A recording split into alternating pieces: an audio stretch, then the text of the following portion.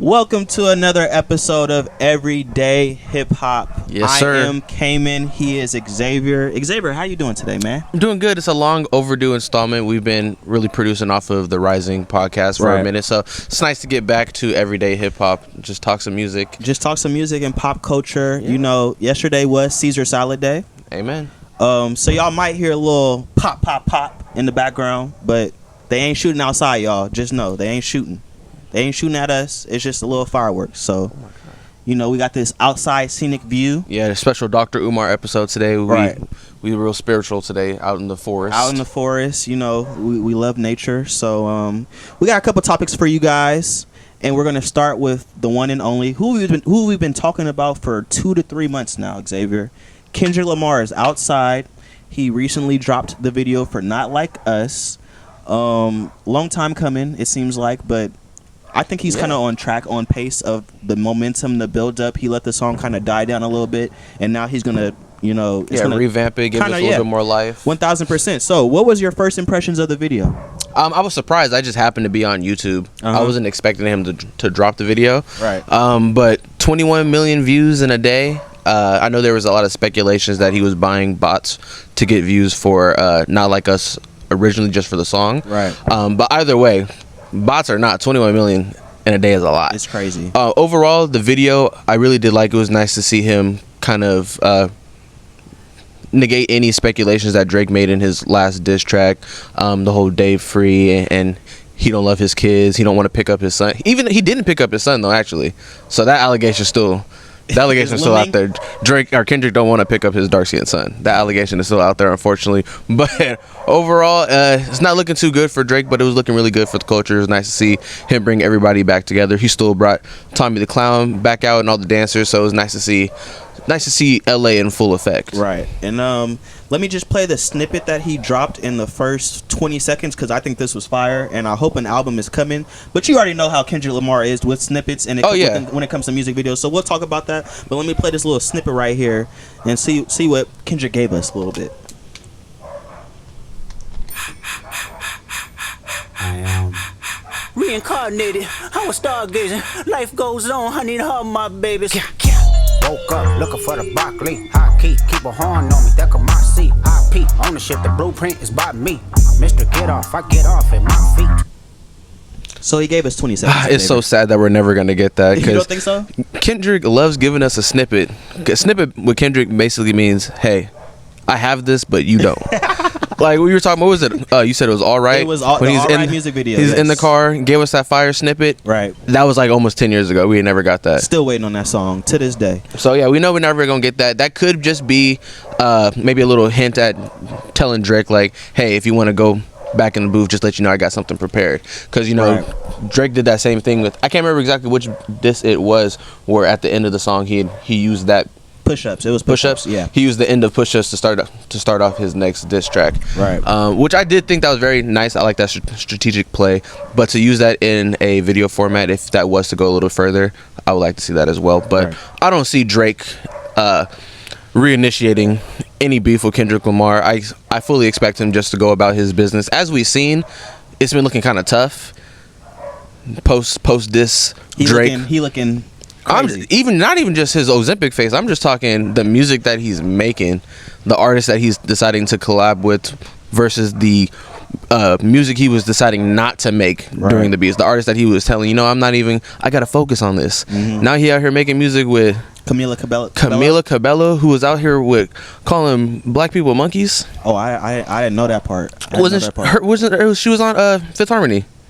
Oh, okay. I was wondering where the hell she came from. I didn't know nothing about her, and all of a sudden she got 2 Drake features. But that's Drake's bag. You know, that's Drake's bag. We already know what he's trying to do. But bag. Yeah. But from the different images that Kendrick had, you know, Kendrick and Dave Free are both creatives, and when they give you something, they're going to make sure that they put their 100% into it. They're going to make sure that you're thinking about it once you're watching it. Oh, what does this mean? What does this signify? And Kendrick had a lot of similes and things that signified different things in the video. What do you say was your favorite? I say when he did the little hopscotch little dance. That was. I would have loved the hopscotch if he would have hit the 2. he missed the 2, so I'm like little points off of that. But I know when you listen to Kendrick, you have to have that subtle eye of just looking for the extra, right? Because you know he loves little metaphors and similes in there. But just to keep it just honest with you, I didn't go in there with no extra eye. My third eye was closed on the first run through of the video. I was just in there for strict vibes, especially after the snippet. I just wanted to see what they were going to offer. As we talked about before, I really do like videos, and not too many artists nowadays really take the time to appreciate making out a real video. Outside of who I always will give the respect for, Drake does make good music videos. So I just wanted to see a good music video, and this was a great music video. I love all of the owl metaphors. The pinata, that was fire, with the womp womp, that was fired. Even at the end of the video with the owl close up shot in the cage, it was great. Dark scene, I love it. Very cinematic. A lot of people are saying this on social media. I've had different conversations about just this whole beef in its entirety. People are saying it's overkill, Xavier. People are saying, why is Kendrick doing this? He's dropping a video. He already won. What's going on? Stay off of Drake. You already killed him. Don't you drop a video for a good song?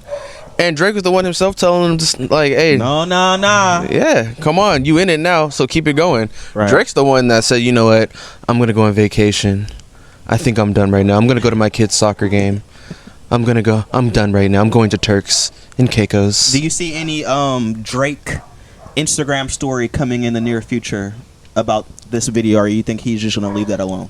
That's actually interesting, because while Drake has been posting, he really hasn't been posting anything in response to the Pop Out and Show, Ken and Friends tour, or just this video in general. He's just kind of been posting more just subtle shots at his fashion, like, look at my shirt, but don't look at my shirt. Like little subtle shots, him at his kid's soccer game. So I would like to see him post something, but I don't know. I think that sassy spark is gone for Drake from right now. Like, I think Kendrick took that Infinity Stone from Drake, so he is the sassy king right now. So you highly doubt he engages again? I don't think I wouldn't say highly doubt, because he is still petty. I will give him that. He might like throw little shots, like when he was doing Sexy Red, he tried to reclaim BBL Drizzy, bad bitches love Drake. But I don't really see him going in full force, as in making a song or really making a forward post. Even when he was just saying, like, posting like little movie clips, I don't really see that coming from him right now. Maybe a little further down the line, he's really just trying to stay focused on making a solid project, because we know Drake's not on any sort of timer. But as far as him being under the a speculative eye, a lot of people are starting to really realize that he ain't been this guy for a solid 10 years. And if you're a new subscriber to Black Ambition Media, just know that me and Xavier and Cabria, for the time being too, have been killing Drake for probably a year now. Let's go back to his last album. I forgot the name of it. I was just about to ask you what was the name of it. 21 tracks. Probably 3 tracks that I downloaded on my phone. So shout out to Kendrick Lamar first. I hope a new album is coming. I hope he stays outside. Oh, for sure. I hope it is that West Coast type of bop sound that he gives us this next album. But you never know what you need to expect. But going on to Drake a little bit before we get into these BET Awards, what do you think he needs to do next to drop? He needs to drop. He needs to sit down. Give it to the end of the summer. Either way, if he sits down, he's gonna have to drop eventually. So it all depends on the drop. Give it to the end of the I'm summer. not saying definitely don't drop now, because definitely wait till Kendrick. Because whatever you drop, regardless, is gonna be compared to that. But definitely let him go first. But don't even drop without the confidence of this project, this song, whatever the next thing is gonna be, has to be the next thing. Like, it can't just be what we've seen from Drake from the last 2-3 years. You can't do the dance album. You can't do none of that. If you're going to make a hit, it has to be a hit. It's gotta be something that everybody listens to, because everybody's calling you a pedophile all summer. On a record. Kids is dancing to it. They doing marching bands to it. Just wait till HBCU season comes back. Taraji P already got it doing remixes at the BET Awards. It's not looking good. It's not looking good for him. And get off that Ozempic, Drake, because during that Michael Rubin party, you were literally looking crazy. I ain't gonna lie. And it might have been that other side of him coming out. Oh, the Corbin Blue effect? Yeah, I did hear about that. That is a good point. So yeah, shout out. That was a really good video. video of the year so far, and we shall see what is next from Kendrick Lamar. Video of the year? Video of the year. What else? What else has? Well, that's what I'm thinking. I'm like, it was a good video.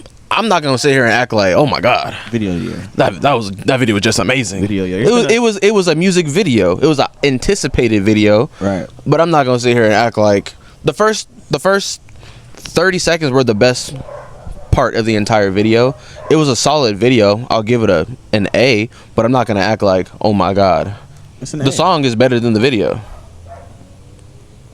I disagree, but you need to watch it again. I'll say that. Just watch it again. What do I need to watch again? It's been a lovely year being a Kendrick Lamar fan. You know, I've been rocking with that man since day one. Yeah, but what's bland without a little bit of hate? Yeah, that's true. We've been rocking with TDE for a long time. So shout out to TDE, shout out to PG Lane, shout out to Kendrick Lamar.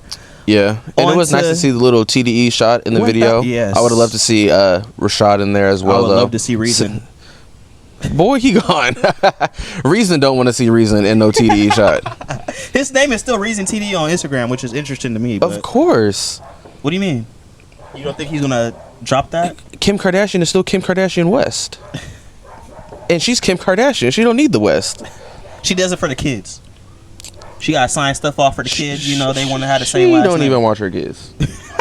I didn't say that. You can cut that. We ain't cutting that. I don't need no Kim Kardashian fans. Next to the BET Awards, what I wanted to do was a live reaction to the Will Smith performance because I didn't see it. Oh, I did see that, unfortunately. So we'll do that after. But it was worse than the slap. I'd rather see Will Smith slap Chris Rock again than rewatch that. Yeah, I feel like we have this same discussion every single year about the damn BET Awards and how bad they were. That's why I don't watch it. The BET Awards were terrible. Outside of Coco Jones, you gotta help me out with these names now. Outside of Coco Jones, Sexy Red, Meg. I did like Sexy Red, but I think I like Sexy Red more so because I did like that song, and it was a little bit of more of a different performance. I wasn't expecting that type of performance. Like she did like a Jackson 5 type performance. Yeah, I love you. That was my song. That don't mean it was good. But Coco Jones did her thing. But unfortunately, there were a lot more people that I felt like just either did not need to be there or just didn't do good. Right. Or just lackluster. I was expecting more. So what do you think the BET Awards needs? Like we ask this question every damn year. Better performers. Stop. And why is Ice Spice at the BET Awards doing? You think you did shit? You're not even the fault. What are we talking about? And she was not even talking to the mic. She's hot. Oh my god. She's hot. You didn't say that when she had the afro. No, I'm saying she's hot as in she has attraction to her name, not that she's hot. But does she really? Yeah. Who is out here wanting to listen to Ice Spice outside of people on TikTok? She was just with Taylor Swift at the Super Bowl, Xavier. Oh my god. So obviously that was Taylor Swift trying to get her black card back after her doing some shit. Like her husband did some shit. Her ex-husband or whatever, ex-white man. Yeah, ex-boyfriend. Ex-white man. She was just trying to get some more credibility. Right. I mean, I guess, but hey, I'm saying Ice Spice is hot. YG Marley and Miss Lauryn Hill performed. That was a great performance. His voice is really really distinctive. You really tell hints of his father. You really tell he's a Marley for sure. Can't even lie. Right. But it was nice to see Lauren out there perform. #1 album ever. It was nice to see her out there perform and get her thing on. Victoria Monet, I think she killed her performance. Yes, her was probably the best. Victoria Monet did a great job. Performance and everything was really great. You had some smoke for Taraji P. So not so much smoke. It was just so funny, and let's play a little bit of this. I wasn't expecting all that. Hey, Taraji on the beat, yo, Devo, NEXX, bring it deep, yo, film down, call the ambulance, Call the Oprah, run me my check. No Could thanks. that have been kept out? 100%. 1000%. But will it be memorable? Most No. likely not. But why she come out looking like Eminem in Mariah Carey's Obsessed video? She was trying to do the Kendrick pop-out show fit. No, it was giving Marshall Mathers EP. Yeah, they could have kept that. Will Smith's performance. Let me try to pull it up. Could have kept that as well. We're going to watch some of this. This is going to be my first time actually watching it. I'll put it on the screen for the audience as well. I heard Kirk Franklin came out. And Shabuzi was out there. Oh, yeah. Shabuzi. Shout out to Shabuzi. Never seen that let's many. see. Let's see what Will Smith gave us on this.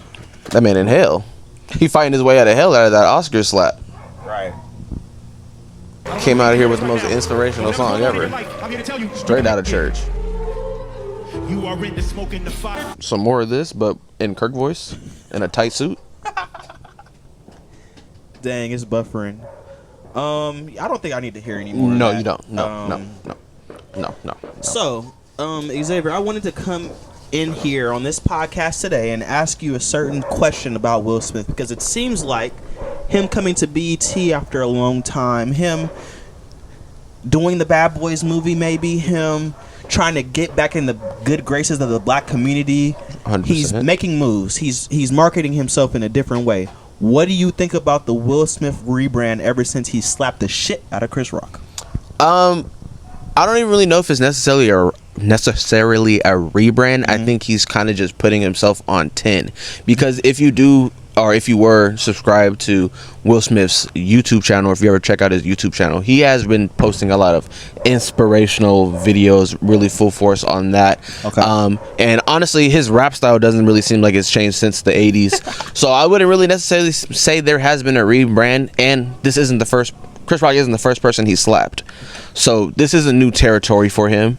I think that just might have been the biggest stage, most observed. But he's been, you have to say this about Will Smith. He's been the stereotypical good, nice guy, like didn't cuss in his raps when he first came. Like, he's been that guy, and for him to now have the slap as the thing that people are remembering him by right now. And he's definitely using that as an advantage. I definitely don't think Bad Boys 4 would have been as grossing if it wasn't for that slap. And now just going forward, because it plays into, like you were saying, that bad boy aesthetic. Right. Like, seeing old Will Smith in a fighting movie, I don't really want to see that. Plus, I don't really see him fighting nobody in general. Will Smith out there slapping niggas at Oscars, getting 10-year bans.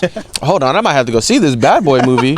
Hold on, this is 4. There was a 3. Hey, hold on, I might have to check this one out. If he's slapping niggas in real life, yeah, what is he doing in that movie? What is he doing in that movie? I believe him when he pistol whipped that white man. I believe it now.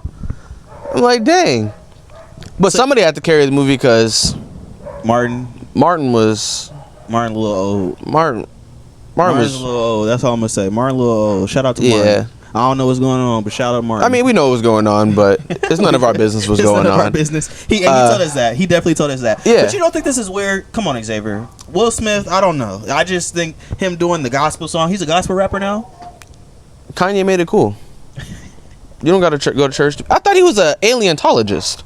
Is it Will Smith? Right. I didn't know what his religion was, but oh my gosh. Special guest in the house. Special guest in the house.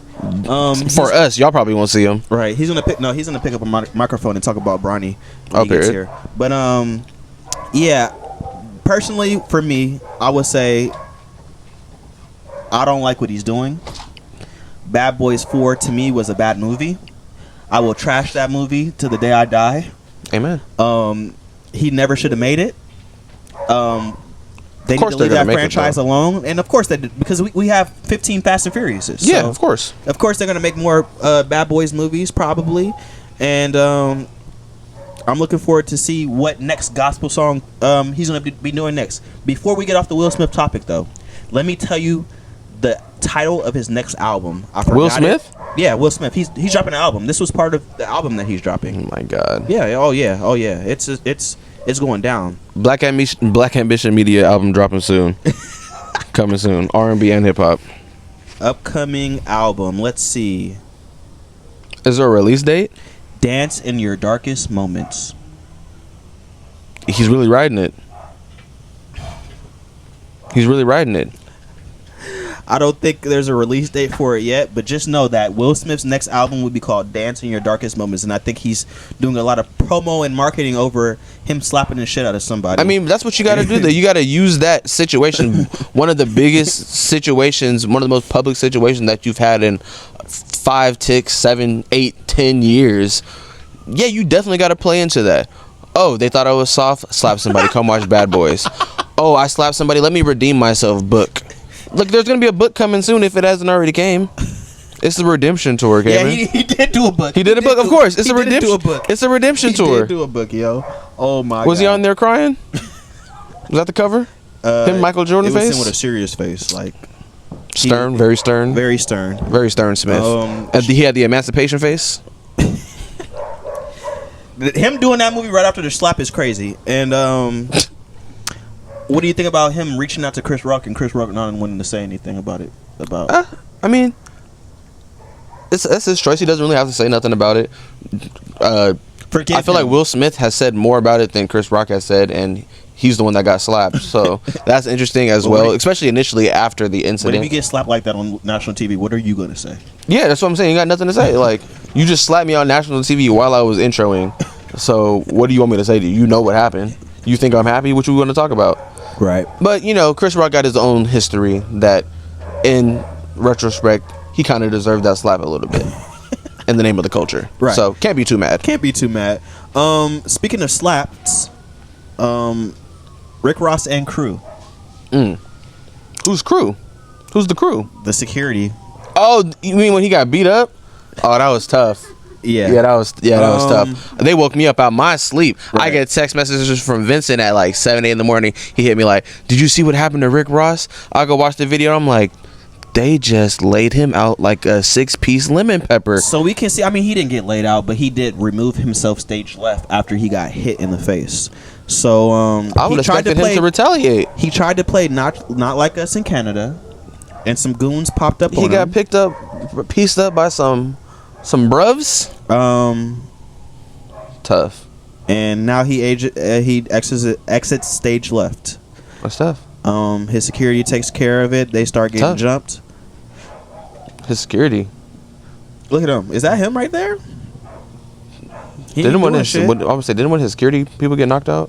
Yeah, one of his security people eventually gets knocked out. That's tough. Word to the wise, no matter how soft you think some states are, there are people somewhere that will punch you in the face. There are some people that will feel the disrespect. You can't play not like us in Canada. Well, either way, why were they that close to you? Right. Why are you that accessible? Yeah. I guess he was trying to leave at the time, and not like us was going to be his finishing move. Trying to leave and do the stuff. We gonna walk through the crowd, like that's his version of crowd surfing. Yeah, just crowd walking. Let's see what Rick Ross had to say about the incident. Oh, you know he has something to say. Yeah, and Rick Ross is a funny. I expect the jokes. I haven't seen what he said, but I expect the jokes. If there's no jokes, I'm like, where's Rick? He gonna have a bottle or something. He gonna have a bottle of that rosé, that Belarus.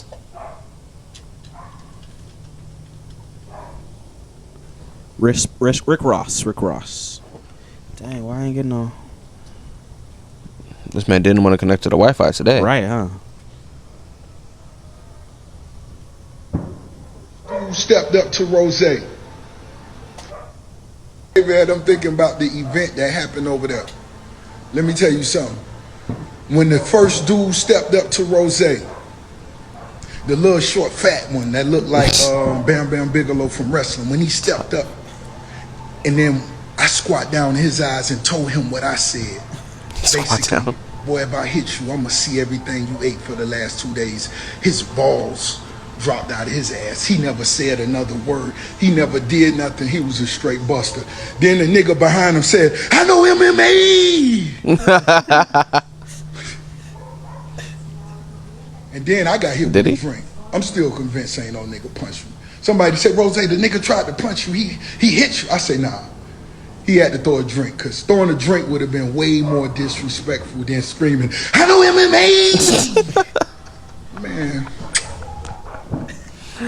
Hey, ladies and gentlemen, Rick Ross. I know MMA. Hey, way to flip that situation around. Right. Because now definitely more people are going to be talking about, which really hasn't been too much of a fuss online in general about the whole situation. Mm-hmm. But now more people are definitely going to be screaming, I know MMA. They're talking about Rick Ross security getting knocked out. Right. Yeah, so. And that just makes Drake and his people look even saltier. Right. Y'all here trying to beat up people for playing not like us? I mean, you can still feel disrespected because that's your city and that nigga is from your city, so you can still feel disrespected. I would say it's It's not more so. These are OVO goons versus Eat that. You gotta eat that. This is my city. We respect him. Like you can't play no Drake shit. Do they disrespect? They've been playing it in Toronto as well. Yeah, and Drake So that has was been getting definitely- mad. Drake has been telling people. That's what I'm saying. It just makes him look worse. Makes him look even saltier. Like, are you sticking goons on people playing not like us in Toronto? Like, really? You're that appalled by it, but you're not going to say nothing online when you keep posting. You haven't acknowledged nothing that's going on, as we mentioned. I mean, I guess my thing is you're not going to get in the booth. You told this nigga to come out. You told him nah, and then at the end it was just he showed you who the true boogeyman was. Right. So hey, sometimes you get punched in your face. Yeah. I mean that it is what it is. It is what it motherfucking is. Lastly, but not least, we're gonna talk about a little nepotism. Xavier. Hey. Bronny James was drafted to the Los Angeles Lakers earlier this week with the 55th pick in the NBA draft. Social media was in a frenzy. Right. A lot of people were saying he doesn't deserve this. He's LeBron's kid, and that's why he's on the team. Well, yeah. Unfortunately, Acting like he's the only kid in the league. You know, I am an avid basketball fan, and I will say this about Bronny. I think Bronny has a lot of intangibles in his game where it can translate to the next level. I think Bronny has a lot of upside to his game where it can translate to the next level. The good thing to me about Bronny is he's not trying to be his dad. The good thing about him is he knows kind of where he can make a niche in the NBA. He wants to be the Pat Bev type. He wants to be the role player that can play defense, that maybe can hit the open shot. He knows what he needs to do to survive in the league, hopefully, and he has the upside for it. Why do you think people are getting so mad that he got drafted when white people display nepotism all the time in the corporate world? You mean outside of the obvious? Of course. Yeah. Hey, we don't get this shot too often. Right. We taking it. Right. And we taking Bryce. I don't care. They all coming. Hey, if LeBron's still playing, we might take Bryce too. Yeah, change the name of the team. Los Angeles LeBrons. We taking over. I don't get it. I don't get it though, because And correct me if I'm wrong, Bronny averaged like 5 points in college. Right.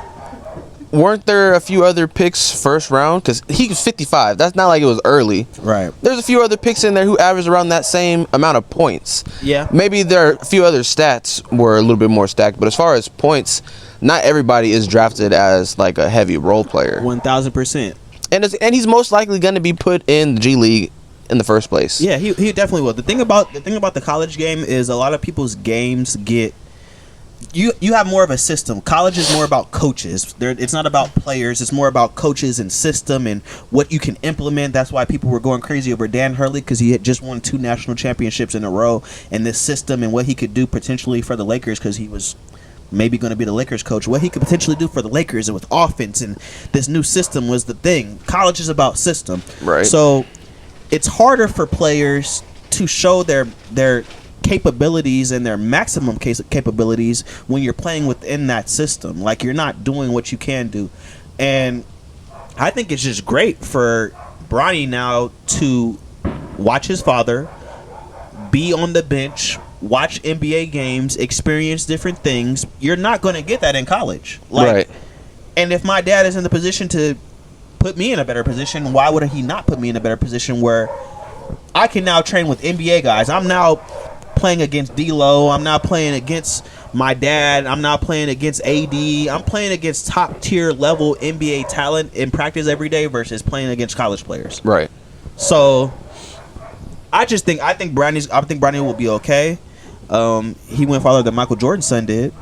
Yeah. Now he dating Larsa Pippen. Talk about a turnaround. They broke up. He couldn't last long enough. She won it 3 times a day. 2 times an hour. Right. 72 times a day total. Right. He was only given to 45. That's tough. I don't know. But hey, shout out to Bronny James. Yeah, shout out Bronny. If you want to talk about nepotism, talk about they coach. I know it's not nepotism, but it's something. That boy taught. What you mean? That boy taught 1 year of AAU basketball, or coached 1 year AAU elementary school basketball, and now he's the head coach of the Los Angeles Lakers. He also did play 15 years in the NBA. Yeah, that's what I'm saying. It's not nepotism, but it's something. White privilege. Dr. Umar said he didn't deserve that job. Of course he did. What job does Dr. Umar think a white person deserves that a black person could do? Nothing. Hey, shout out to Bronny James. I hope my Lakers can do something this year. It's crazy. But we shall see. And yeah. I sat down recently with my friend Dom. You know him well. He is a avid Michael Jackson fan. Expert In the game. And we talked about the upcoming film that will be coming out. I believe it's April 25th, 2025. Michael. His nephew is playing him. Blanket? You said or what? is the son? His Blanket? Was that his son? I don't know. I don't know his name or nothing like that. But a lot of people are anticipating this movie. I think it's important that this movie goes well. This is the best living entertainer that we've ever had ever. The most popular man we've ever had ever. And personally, I think they're gonna mess it up. Of course. Did you see the Usher tribute? If they're gonna do one thing to one of our legends, they're gonna mess up the tribute.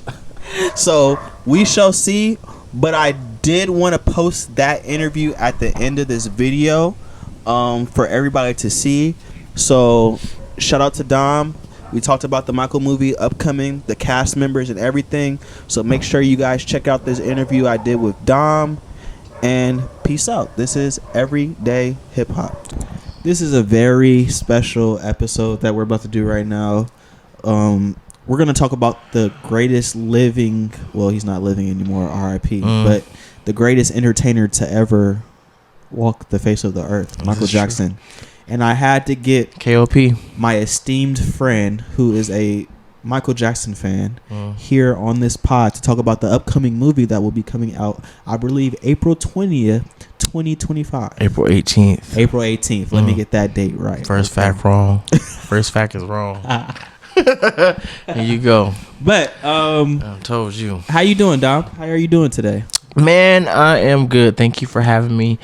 Thank you for letting me be on your little my little show. Your little podcast to talk about one of if not the greatest entertainer to ever grace the face of the earth, Michael Joe Jackson. Right. So when you think about Michael Jackson, you could think about a lot of things. So let me ask you first, what do you think the overall legacy of Michael Jackson is? Because not only do we think about music, but you have to start thinking about like videos and what he did to make videos popular, and how people like Kanye West and other artists have been inspired about putting really thought into videos and things of that nature. You think about dance moves, you think about how innovative he was, you think about him being the bar of music, period. So what is the overall legacy of Michael Jackson? I mean, you pretty much said it. Michael Jackson is the bar. And you know, I have to tell you time and time again, he's constantly used. I mean, like, it's always who's better, this person or Michael Jackson. Who did it better, this person or Michael Jackson. Right. Who sang it better, this person or Michael Jackson. And I meant, that's just what it is. He's that bar for a reason. He set the bar. He reimagined what music could be. He really changed it into a storytelling format. I meant, and then fashion. You know Michael Jackson for the glove. You know Michael Jackson for the socks, the hair. I meant, there're just certain things that people don't have. You identify certain. I could go on. Right. Yeah, right. Michael. That's the legacy he leaves behind. Is just that everything that is current in pop culture today, Michael Jackson has probably set that forward. Right. You see everybody, I mean, doing the glove. You seen Drake recently on tour doing the glove. Drake. You seen Kendrick doing the drug. Kendrick. I said the glove. You've seen Offset, who's dressed up Offset's like Michael Jackson. He loved the fashion. He loved fashion. He does. Offset is doing what I wish I could have did. Right. What I wish I could have did in school. Right. Low-key still today. Hey, when you got that money, you can do all that. You can definitely. Don't do all nobody that. care how you look. You look good. Right. You look a damn fool. Right. What are some of the significant points in Michael's life that you think the movie should touch on as we get closer to this movie? They are done filming and wrapped. For myself as a hardcore fan, I would like to see, because I mean, there's this really good book, if you haven't heard of it, The Magic, the Madness, and the Music by Randy Taraborelli. I'm probably messing his name up, but he is, shout out to him because he follows me on Twitter. He's Michael Jackson's official biographer, meaning he's known Michael Jackson, I think, since they were 17, and has followed him throughout life, has had meetings with him, run-ins with him, conversations with him. I think they should use that as a base for the script. I'm hoping that I see some moments. I mean, there's just some really raw moments from Michael's life that a lot of, especially today's fans, may not know about. Just interactions with family, his own thought process about his family. Just there are a lot of aspects to Michael Jackson that I don't think fans know about, and I that's what I would like to see people exposed to. As opposed, I mean, we know the music, and I would like for fans to see how that creative process was for him and what that was like, and but overall, I would like for them to see like his personal life, because that's what made him who he was, and that's what shaped him. So right, it seems like how I started this. The music was just the barrier of who Michael Jackson was, and don't get me wrong, the music was great. The music was generational. The music moved through different races and people and things of that nature. But the layers of Michael Jackson, do you think that the average person really knows about the layers of Michael Jackson at all, or just the surface, or what? No, because I would say you're like an average fan. Okay. Okay. And then I think I know a little bit more because I respect music. Don't do this on camera. Okay. One question. Okay. When's his birthday, Kim? That doesn't. Right. So like I was saying, me telling you Michael Jackson's birthday doesn't mean I don't understand his impact he had. No. Inside and outside of music. No, that's what I'm saying. The level, the depth level of fan, though. Okay. Hardcore fans know birthdays, dates. When was his birthday? August 29th, 1958. 29. Don't do it. He was the 7th. Okay. Don't do it. Okay. But I wait. What was your question now? Just do you think people understand? Like you said, I was the average fan. So do you think people understand the layers that was Michael Jackson's life, other than the music? Not really. I mean, because a lot of you can go people like, "What's your favorite Michael Jackson album?" and they're gonna say Thriller, or they may say Bad or something like that. But I don't really think people know more. I don't think people know more than they should. I feel like they should know more about him other than Billie Jean, and obviously there's more to Michael Jackson, and so I feel like when you think about Michael Jackson, you think about child molestation allegations, right, and Thriller. That would, for an average person, that's what I would think would come to mind. So, and I hope this movie depicts. Do you think that they can get everything that we need to be covered about Michael in this 3-hour time frame that this movie is? I mean, this is the greatest entertainer ever. I would like to think that they got in there what they think fans should know, because his family is involved. His nephew is portraying him. His son has been heavily involved with just like the overall production. So I mean, and then of course his estate is really putting the whole thing together along with the movie studio. So I mean, I'm trusting and believing that they got in there what they think fans should know or what they want fans to see. That may not align with what I want it to be, because it's gonna be dramatized somewhat. But right. And I mean, beautiful segue. You did say his nephew Jafar Jackson will be playing him in this upcoming role. Oh, you got the name, huh? Of course, we have seen over the years, Dom, to be honest, some bad depictions. I think that we really do need to see that one shining moment or movie for this generation. We need our Ray. Right. We need our Ray. Right. When he ran. To be honest, because Jamie Foxx played the hell out of that role, do you think that Jafar Jackson is a good fit for this role, and do you think that he can carry this? You know what? And First why? of all, I like to. Golly, I'm so mad that I don't record myself saying shit like when I want to, but I said years ago that I thought Jafar would have been a great pick for Michael Jackson. And I know a bunch of people are gonna say that. That's why it doesn't even matter if I say it or not. But I like knowing that I was right about that. Like that, it's just crazy because you look at him and you automatically think like with the right kind of makeup, he could probably play Michael in every era. Apparently, I'm not the only one that saw that. So and he sounds like him too. I've heard some fans that have gotten like to see early footage or whatever. They say he sounds exactly like him and it's mind blowing. But if you just watch regular video of him talking or even singing, he sounds like Michael. So I was never mad at the casting as him as Michael because I thought it was great. Yeah, I knew they were serious about it. But do you know of any background that he has musically or with dance or anything of that nature? He actually. So I have his little song. His song "Got Me Singing." He released that sometime in COVID. It's pretty good. Okay. It's not just I think having that Jackson name can make it hard when you're actually trying to make real music. Right. Some of them have forgone the name and just use a different one, but he used it. He's standing on his own. He can sing. He's pretty good. I forgot your question again. I'm sorry. But I think I answered it. Yeah. It was just him and his background in dance. Oh yeah, music. And he's Jermaine's son, Michael's older brother. Okay, so looking at this older cast, brother. of course we've already said Jafar Jackson as Michael Jackson. Mm-hmm. Coleman Domingo as Joe Jackson. I think that's a pretty good pick. Him coming off the Color Purple performance. Mm-hmm. Did you see that? I did. Did you like it? I did not, but we'll talk about that a different time about why I didn't. Yeah. Nia Long as Catherine. Fantastic pick. Miles Teller as John Branca. Laura I like Miles Teller. Harrier as Susan DePass, yeah. DePass, yeah. Jamal R. Henderson as Jermaine Jackson. Mm-hmm. Trey Horton as Marlon Jackson.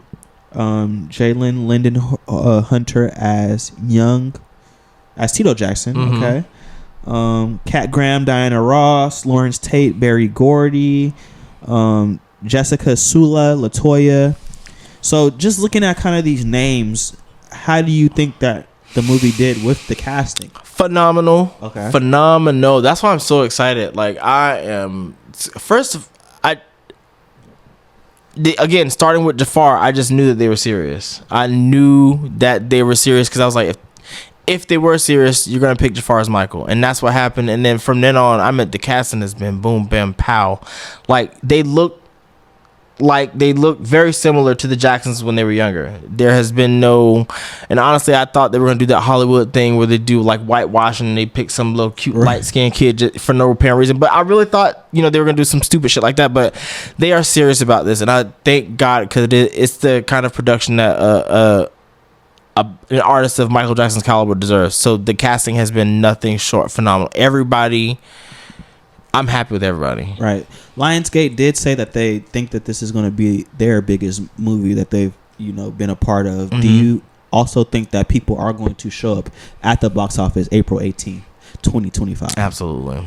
Not only Michael fans, but the general public. Okay. Absolutely. And even people who hate Michael Jackson, they're going to show up to the movie just to, because you see a lot of that going on nowadays. Like people bomb movies just to bomb them. I think that might be some of that, but overall, I think that it's gonna be overwhelming positivity. Because if the movie's done right, But they're hyping it up as they're big fish. So with this going to be a big box office success, mm-hmm. What's so captivating about Michael Jackson that makes people, even in his death, still show up for him in this way? What artist do you know that you could say really captures that Michael Jackson magic? Nobody. That's a Michael Jackson thing. I mean, there's that childlike element and also like the seriousness as a performer. Like Michael Jackson is going to give you, he like to call it magic. That's really what it is though. Michael Jackson gives you magic and he dances his asses off. Like he gives you a show. He sings his ass off. He gives you a show. You know, and those songs are literally timeless. You could listen to Billie Jean, and if a pop artist put it out today, you just be like, oh, they putting out, you know, a 80s sounding album. You know, it's right. His music is timeless. His artistry is timeless. There are things Michael Jackson has done that are so far ahead of his time, nobody has repeated it. And he did it in a time to where it can't be done. Like, you know, there's streaming now. There's so many avenues and genres and subgenres and niches of music, and there's a magic that can't be recaptured with Michael Jackson. It's really sad when you think about it, because I mean, knowing how the music industry is today, who can do that again? It's not going to happen again. And we've talked about this a lot, like just the decline in music and thinking about what the 80s, the 90s were just in culture. Even before that. And Michael Jackson being the leader from the time he was, 8 years old? 5 years old to the time of his demise, like being the front runner of, I'm not going to just do the status quo. I'm going to make sure that, hey, the 9 records on this album right here, these are going to be the 9 best records that I can have. Like having a cohesive album like that is incredible, and probably why that was the most best-selling album. And to me, somebody who like you said is an average fan, that's not even my favorite album of Michael, Thriller. But what is your favorite album? Since you said it, either between Off the Wall and Invincible for me. Only because Invincible, I was alive, I could feel it, hear it, and kind of valid. So I kind of Invincible. Going back, Off the Wall to me is my favorite, best sounding Michael album, because he was in his soul R&B bag, and I just love soul R&B like that. I mean, if I had to choose between the two, I would say Invincible, since we're talking about it. But it's just a lot, that neo soul. I really like that. Dark Child was doing his thing, of course. 1,000%. Let me ask you this: what's the biggest misconception about Michael's life that you hope that the movie can maybe diminish a little bit, like the narratives that we hear? It's actually going to be I want people to see how annoying he was. Annoying? Yeah, that man was. He just did stuff. He just did stuff that was unnecessary. Like, you would often hear people just talk about like how time didn't matter to him. Their time often did not matter to him. So if he wanted you on a record or to produce an album, he'd be like, hey, I want you to help me with my record. I don't want you helping with anybody else, because he loved exclusivity. Like that's his thing. So if you're not working on anybody else's album, he wants you on his, and then he doesn't want, like, you could be, I'm speaking from past interviews from producers. They would just be like, Michael would leave and go to like other countries while we're in the middle of working on an album. So I mean, he would do things like that. A lot of fans think because he was Michael Jackson that he was flawless and that he was perfect. And there were times where he did. I'm not saying that he did any of those allegations. Let me just say, I don't believe any of that shit at all. It's been proven false. It's false. None of those allegations. But I'm saying, like, he did do things to people where he may have not have realized, oh, this could hurt somebody, or how much this does hurt somebody. Like he wasn't perfect, and I want fans to see that. I want to see how they portray that. Like, from this movie coming from his estate, from his family, I want to see how they took it, because a lot of these people that dealt with him are still alive and are involved with this movie. So I just want to see the human Michael Jackson. Okay, how do you predict? Talking about just Michael Jackson, some of his intricacies of who he was as a man, you have to think about his childhood. So how do you think they're going to depict Joe Jackson, and what was, let me ask you this, just outside of the movie, but what was the length of Michael and Joe's relationship when Michael got older? Strained. Just, well, to answer your first question, I'm kind of scared because I don't know. I like to think, like, when Michael Jackson talked about getting his ass beat, I thought of it from the same perspective as like how I got my ass beat. Because my dad would beat my ass, he beat my ass. I can get into it, but I'm just saying, like, you know, it was you got your ass beat. I'm pretty sure you had your ass, quote unquote, to out the frame. Oh yeah.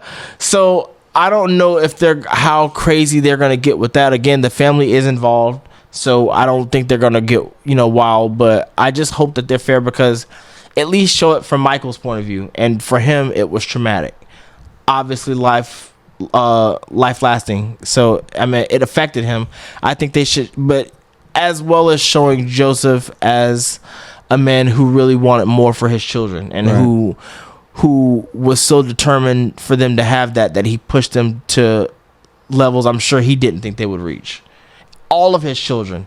I'm never going to knock him for that. He said he was getting his children out of there, and he did that. So I hope they show it from all sides. From Michael's point of view of, you know, maybe you could show a little more love instead of what he considered abuse, and then show Joseph as tough love. And on to the relationship between them. Why was it strained so much? Was it just because of what happened in his childhood? That was why. I felt like Michael always thought of Joseph as more of an abusive manager, as more than a father. And that's probably, I mean, and other business aspects, you know, you can do business with me, but you can't love me as your son. I might feel some kind of way towards you too, you know, as an adult. So I think they're going to show that. I don't know how much of it they're going to show, because there's so many aspects of Michael's life that you have to touch on, and you can't really get into the whole of it. But Joseph was another flawed character that I don't know if they're going to go too far with, but, you know, there are some things that really stuck with Michael that I don't think he ever recovered from. So Talking about, well, we've talked about Joe Jackson, talking about him and his other family members, get into his relationships with his siblings and his mother. How are those relationships, and how will they be depicted in the movie? Outwardly, as a Michael thought his mom could do no wrong. Like, she was perfection. She was, you know, she was everything. His siblings, I mean, I imagine his siblings, it got messy. To me, they had money, so of course theirs was on a bigger scale. They were in the public eye, so it always seemed messier. Right. But honestly, they had sibling squabbles. Like, I don't know. Jermaine actually put out a diss song. I don't know if you know about it. Do you know about it? No. Oh God, when was this? 80s? No, it was in the 90s. Wow. Allegedly, sibling squabble. Allegedly, Michael stopped L.A. Reid, Babyface, and somebody else. I might miss some. Might be Teddy Riley. No, yeah, he wanted Teddy Riley, but I don't think he was a part of that. But allegedly, Michael stopped L.A. Reid and Babyface from working with Jermaine on his album, and had them come work on his album. So Jermaine was pissed off about that, and allegedly he wasn't gonna put out the song, but it got leaked. Word to the bad. I hate that it's actually kind of catchy.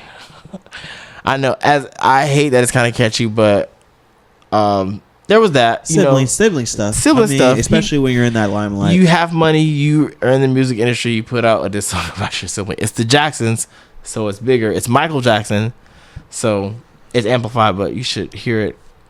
Right. I'm gonna listen to that. I hate that. It's actually kind of catchy. Hey, last couple questions. I appreciate you for joining me today. I hope that we can have more fun. Yeah, way more conversations. We got to do something closer. Yeah.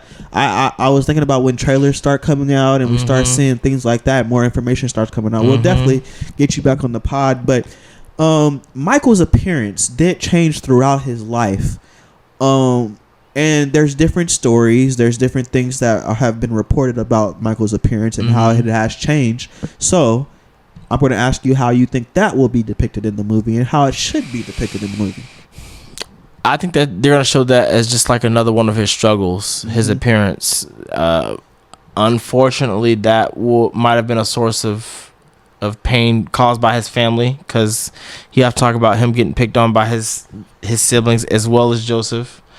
So I mean, it's clearly a huge facet of his life, right, for the public, right? So yeah, I think it's just gonna be shown as, I heard that they actually had a scene where he had his nose done, and it was a scene with LaToya, his sister, and he had his nose done, and he was struggling with it. So they're definitely gonna talk about that, and I hope they do, because people don't know that he actually had vitiligo, that he, you know, and about his nose jobs, his, you know, Right. I hope they show that. Also because it's supposed to be detailing from when he was in Jackson 5 to his, I believe 2 or 3 weeks before his death. Talk about his health issues. That's something that I don't think a lot of people really know about. He didn't really have health. I mean, besides the vitiligo, he had I don't know, there were a couple of things wrong with him, but he had a fitness test before rehearsals, I think, started for his tour. So, but they struggles cleared him. he had. Oh, like his drug problems? Yes. I don't know too much about it. I mean, I know that he. What are you asking about it? Like how? I mean, I've heard reports from documentaries that I've seen that Michael was taking things to help him sleep all the way from the 80s till the time he. I don't think that time frame was right. I think so if they say from the 80s, it's probably when he had his hair burned in the Pepsi commercial, okay. and that's when he started taking painkillers. But even then, he had opioid blockers or receptor blockers put in his scalp or whatever to keep from getting high from those drugs. So I guess it was primarily to help him sleep, because he was so used to having adrenaline pumping through him, he could not sleep. He was we call him insomniacs. So I mean, that played a big part. Him just, and I think the allegations, the more recent allegations, probably hurt him and got him back into a cycle of, I'm not sure how true that is. I'm actually not, as a hardcore fan, it's just something I didn't really follow up on, because most of it was speculation, and then I just really didn't pay attention to the trial, other than the fact that I knew that the doctor that killed him went to jail. So right. And lastly, as a hardcore fan, what do you hope people take away from this movie once they, not only because you're serving two different audiences, right? You're serving the hardcore fan. You're serving the audience like me. I would say actually more than two. You're serving the people that are younger than us, Dom, that really don't know the true history of Michael Jackson, the greatest entertainer to ever live. So what do you want people to take away from this film? That Michael Jackson was a human man, that he lived his life as a man. He did love women, that he made mistakes, that he pissed people off, that he was wrong, but also that he was caring, that I don't think, as a human, I'm not calling him Jesus, but I just don't think the world was ready for a person like that. Not saying that he wasn't flawed, but if somebody presents themselves to you as wanting to give their all and just, you know, open bleeding heart, I don't know. I don't think people would really accept that. They're gonna look at you one way or the other. You're too soft, you're too giving, or, you know. Right. So I just want people to see Michael Jackson as human. He was human who just had access to a lot. And the level of fame that he had is unreachable, unmatchable. And I hope they show why he was such a magical, why he was a fucking unicorn. Because you're just not going to get another Michael Jackson. And again, if you look at it, Michael Jackson lived to be 50 years old. And I don't know what it is about 50, but there's like it's such an even number. You know, like, right. And honestly, myself, I can't see Michael Jackson, or couldn't see Michael Jackson being an old man. Like, 50 almost seems like the right way to go. I hate that he went the way he went, but 50 almost seems like okay, because he's done enough. You know, he's a lifetime of stuff. He's done enough. So multiple lifetimes worth of multiple lifetimes to last us. I mean, we're still talking about Michael Jackson as if this man is walking around. Right. So I that's what I want people to take away, that he was just a unicorn that we had for a couple of years. All right. Hey, this is a Black Ambition Media special. We are upcoming the upcoming movie Michael, coming out April 18th, 2025. 2025. And we will be sitting here waiting for that. Are you gonna see it, right? I'm going. You said you're gonna buy my ticket. You gonna sit on camera, and I really didn't say that. Oh, now you didn't say it. Hey guys, Are you gonna wear a costume? I don't know about that, but You have to wear full transparency. My birthday is April 21st. You so have to wear I'll do a glove. a glove. A glove. Cayman, this is Michael Jackson, and you don't treat him as such. You have to wear some socks. Wear the socks. I don't even know where I get that stuff from. Wear some white socks. I could wear some white socks. With some black No. shoes. Sparkles, like the church socks that you listen. Thank y'all for joining us. What a church socks. Peace out.